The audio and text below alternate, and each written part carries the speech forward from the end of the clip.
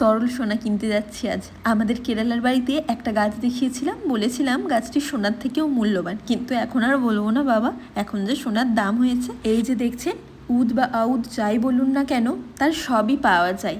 চন্দন যেমন একটি মূল্যবান কাঠ, ঔদও ঠিক তেমনই মূল্যবান কাঠ। চলুন ভেতরে যাই। সেদিনকে আমি কথার কথা বলিনি, সত্যি এই কাঠের বাজার মূল্য কয়েক লক্ষ টাকা কিলো, আর এই কাঠ নিঃসৃত তেলও লক্ষ টাকা লিটার হিসাবেই যায়। উদ বা আগারুদ অনেক প্রকারেরই হয়, তো তাদের সবাইরও গন্ধ আলাদা আলাদাই হয়।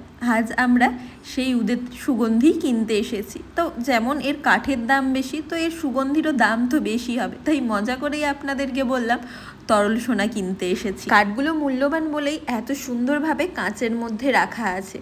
কেউ 5 লক্ষ টাকা কিলো, কেউ 2 লক্ষ টাকা কিলো, আলাদা আলাদা কাঠের আলাদা আলাদা দাম, সবের গন্ধ আলাদা কিনা। ফেসবুক থেকে মৌমিতা দি তার গোপালের জন্য অষ্টগন্ধা বানাবে বলে আমার কাছে কিছুটা আগার উদ চেয়েছিল। তো আমার কাছে তো বাড়িতে যে উদ গাছ আছে আমাদের, তার তো গন্ধ নেই, কারণ তাতে তো ফাঙ্গাস লাগানো নয়। তাই দিদির কথা মতো দিদির গোপালের জন্য আমরা উদের কাঠ কিনতে এলাম। এই যে কাঠটি দেখছেন, এটি 2 লক্ষ টাকা কিলো। আরও কাঠ আছে যেগুলো 6 লাখ টাকা কিলো আছে, 8 লাখ টাকা কিলো আছে, কিন্তু অত মূল্যবান কাঠ আমরা নিলাম না, আমরা এটাই নিলাম।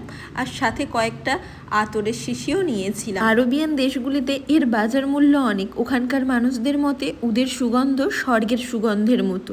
ওনাদের ধর্মপ্রবর্তকেরও এটা পছন্দের গন্ধ বটে।